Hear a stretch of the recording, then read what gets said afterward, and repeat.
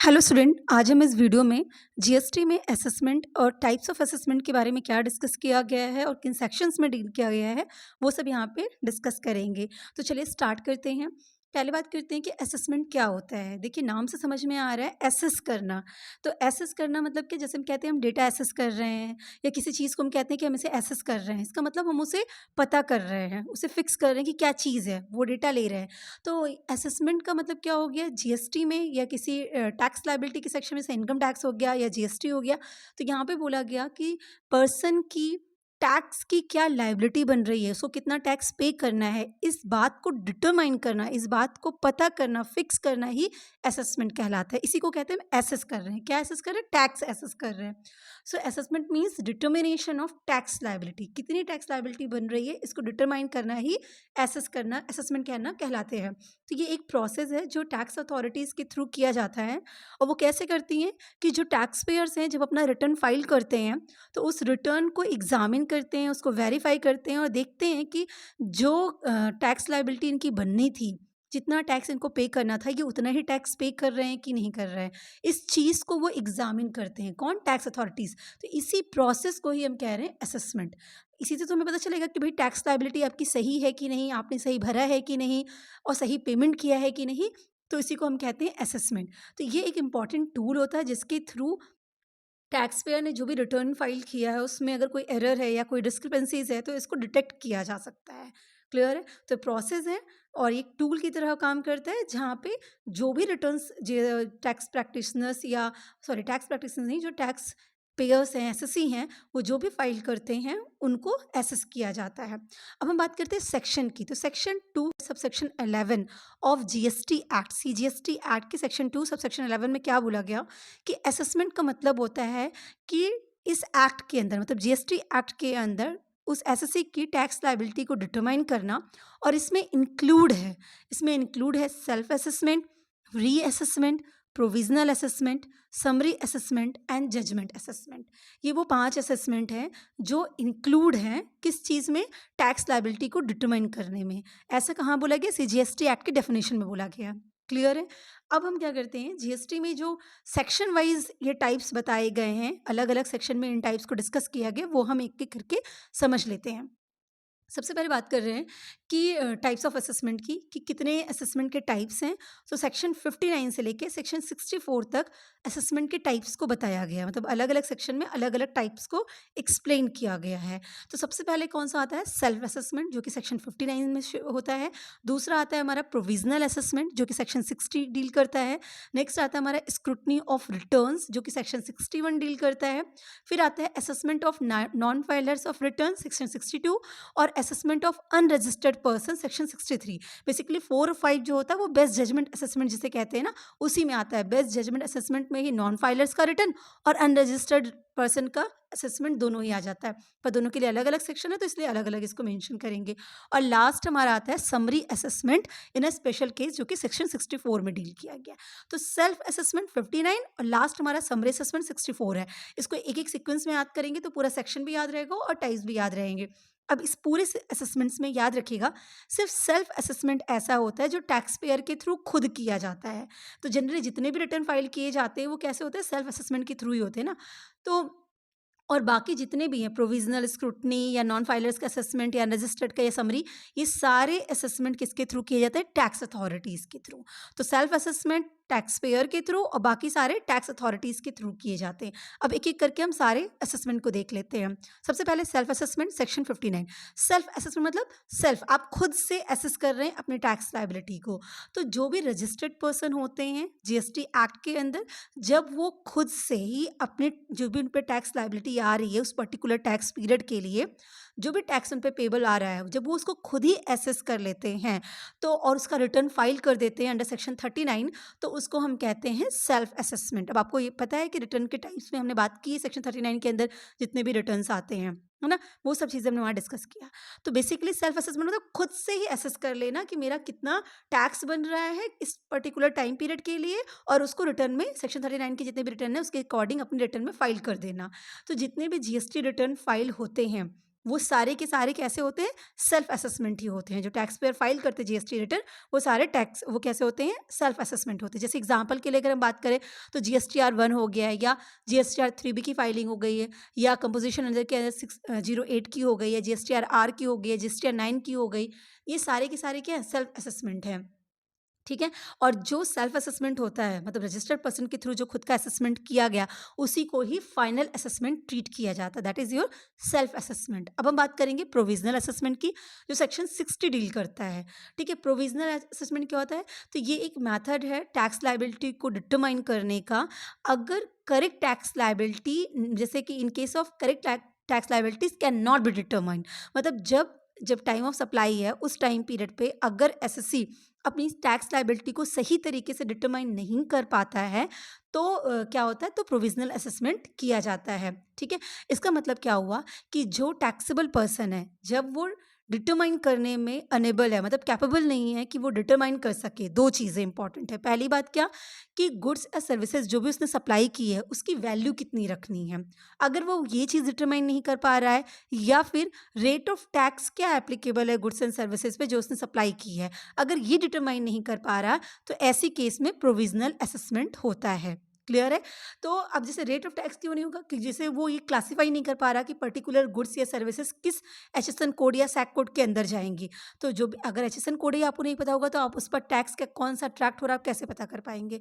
तो वो चीज़ है ना। तो किसी भी रीज़न से आप वैल्यू नहीं डिटरमाइन कर पा रहे या रेट नहीं डिटरमाइन कर पा रहे, तो ऐसी दोनों सिचुएशन में आपको प्रोविजनल असेसमेंट, मतलब प्रोविजनल असेसमेंट किया जाता है। तो वो जो असेसमेंट है, वो प्रोविजनल असेसमेंट कहलाता है।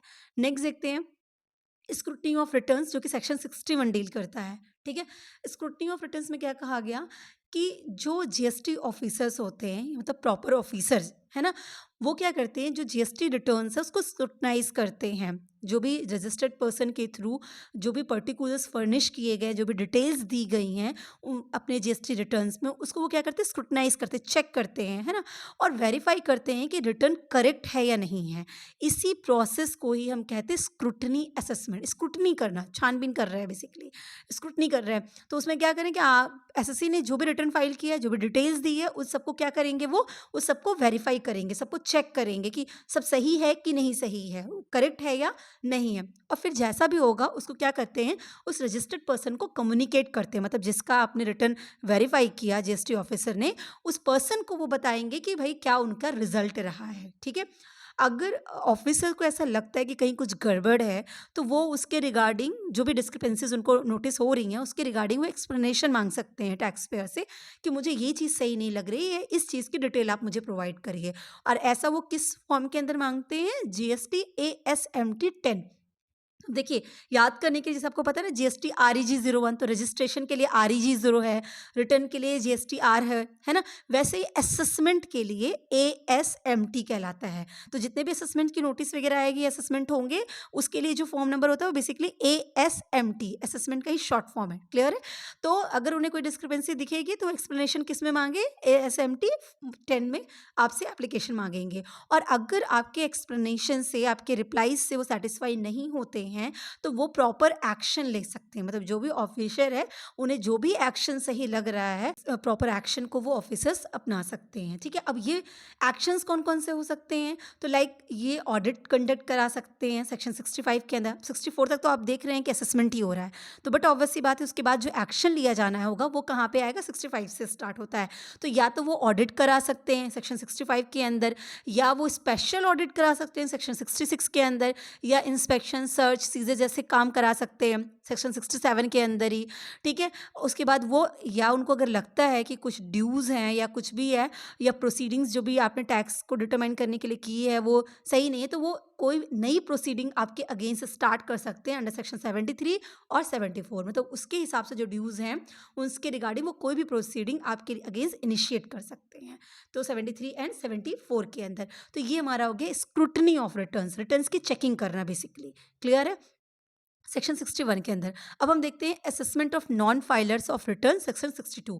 आपको पता है अनरजिस्टर्ड और नॉन फाइलर्स ये दोनों बेस्ट जजमेंट असेसमेंट के अंदर आते हैं। अब देखिए असेसमेंट आप किसका करने जा रहे हैं, नॉन फाइलर्स ऑफ रिटर्न, ऐसे लोग जिन्होंने रिटर्न को फाइल ही नहीं किया है, नॉन फाइलर्स ऑफ रिटर्न, आप उनकी असेसमेंट कर रहे हैं। तो इनकी असेसमेंट किसके अंदर आती है, बेस्ट जजमेंट असेसमेंट के अंदर आती है, क्योंकि अब आपने रिटर्न ही नहीं फाइल किया है, तो आपने तो अपनी कोई डिटेल ही नहीं दी है, तो हमें कैसे पता कि क्या चीज़ है क्या नहीं।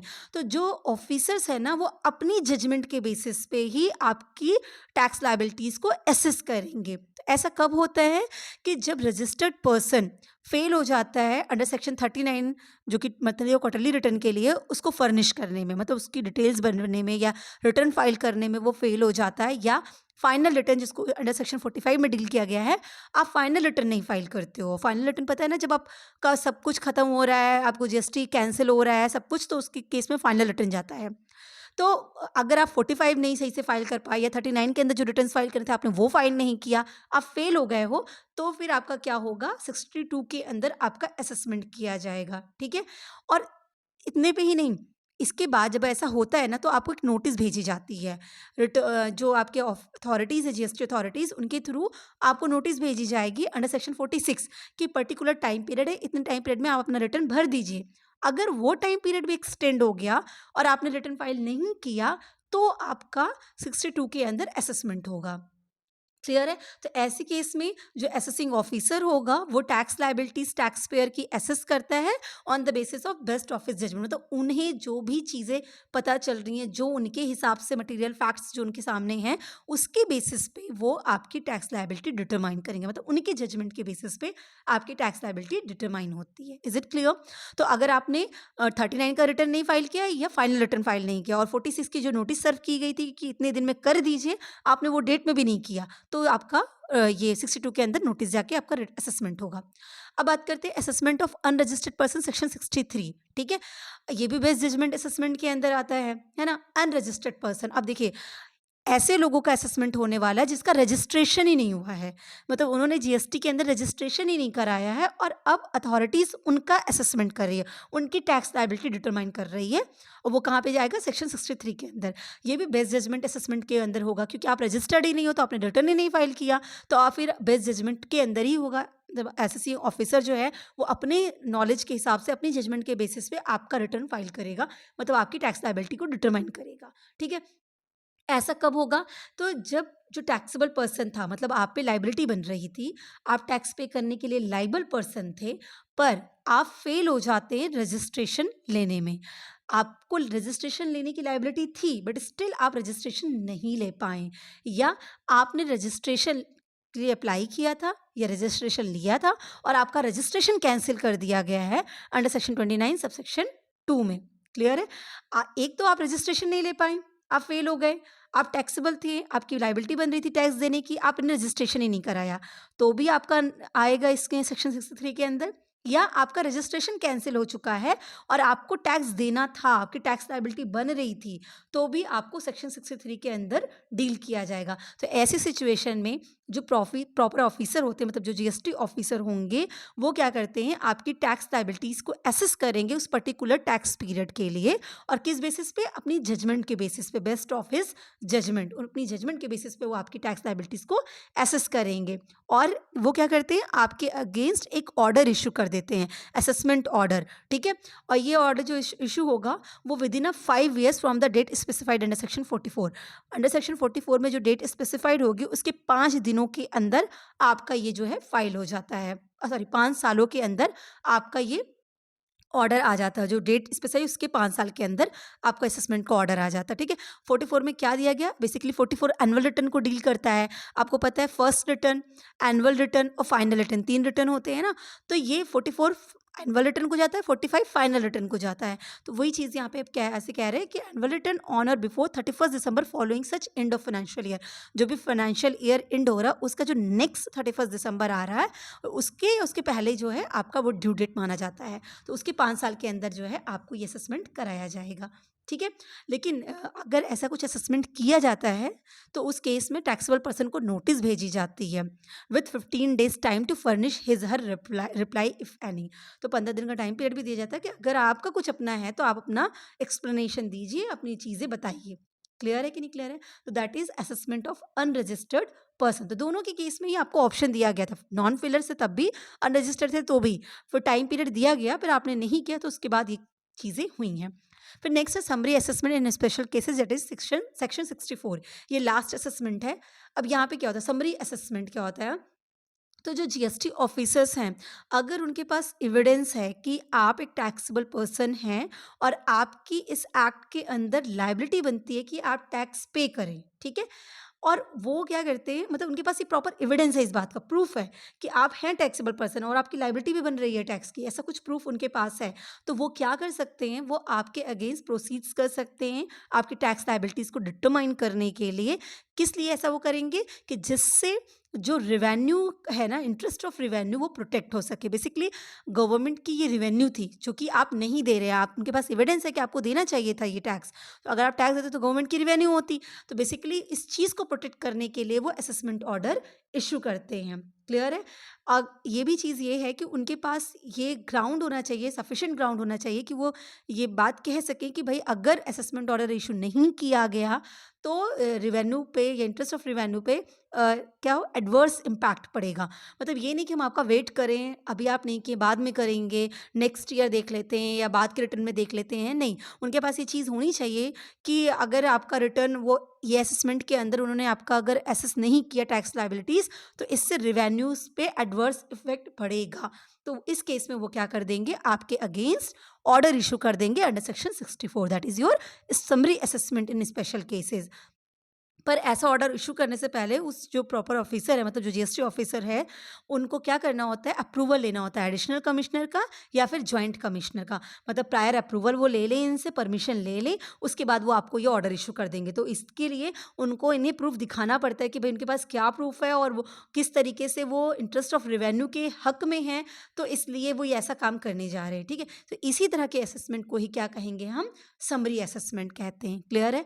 और समरी असेसमेंट का जो ऑर्डर है वो कैसे इशू होता है, फॉर्म नंबर ASMT 16 के अंदर, 16, ठीक है, 64 है, 16 के अंदर समरी असेसमेंट का ऑर्डर इशू किया जाता है। अब एक और चीज़ है कि क्या ये ऑर्डर अगर इशू कर दिया तो क्या इसको विड्रॉ किया जा सकता है? यस, असेसमेंट को ऑर्डर एडिशनल या जॉइंट कमिश्नर के थ्रू विड्रॉ भी किया जा सकता है। लेकिन वहाँ पे क्या कहा गया है कि जो टैक्सेबल पर्सन है जिसका आप असेसमेंट कर रहे हो, जिसका आप समरी असेसमेंट निकाल रहे हो, अगर उन्हें एप्लीकेशन फाइल कर दिया, अब असेसमेंट 16 फॉर्म के अंदर तो आपने ऑर्डर इशू किया था और असेसमेंट 17 के अंदर उन्होंने एप्लीकेशन फाइल कर दिया 30 दिनों के अंदर, जब से उनको ऑर्डर रिसीव हो उसके 30 दिनों के अंदर उन्होंने अगर फॉर्म में एप्लीकेशन डाल दिया है, तो उस केस में भी अगर एडिशनल कमिश्नर को लगता है तो वो फिर वो उसको विड्रॉ कर सकते हैं ऑर्डर को। इसके अलावा कमिश्नर अपने मोशन में, मतलब खुद से उनको अगर लगता है कि ये ऑर्डर किसी भी तरीके से erroneous है, मतलब कि गलत है, रॉन्ग है, इनकरेक्ट है, या ये कह लें कि 73 74 में जो प्रोसीजर्स थे उसको फॉलो नहीं किया गया है या उसकी प्रोसीजर के अकॉर्डिंग नहीं है, तो इस सब सिचुएशन में कमिश्नर खुद ही से ये समरी असेसमेंट का जो ऑर्डर है उसे विड्रॉ कर सकते हैं। Is it clear? तो ये हमारे टाइप्स ऑफ असेसमेंट हो गए। आई होप आपको कॉन्सेप्ट क्लियर होगा कि असेसमेंट होता क्या और ये टाइप्स ऑफ असेसमेंट है क्या। So wish you all the best. Thank you so much.